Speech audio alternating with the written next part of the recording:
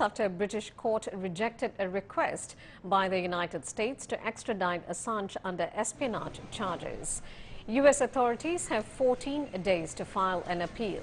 A UK judge today rejected nearly all the arguments made by Assange's legal team, but still blocked the request due to concerns over his mental health and risk of suicide.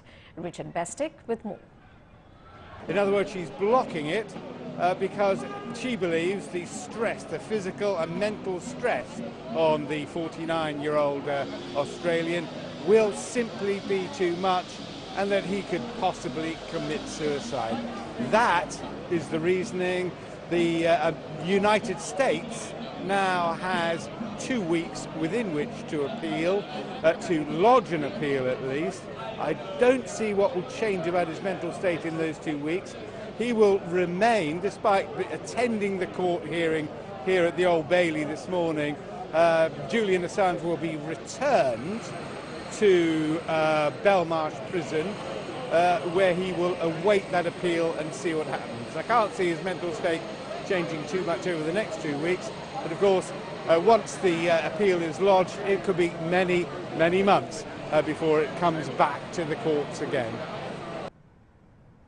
Now, the legal controversies surrounding Assange are now in their second decade, and the divisions between his supporters and critics remain as sharp as ever.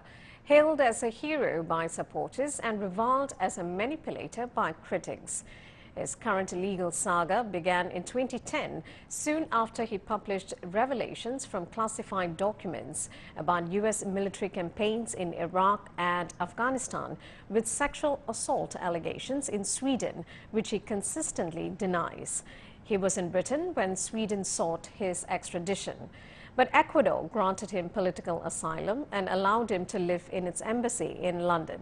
A new government in Ecuador revoked Assange's asylum and allowed British police to arrest him and carry him out of the embassy in April 2019.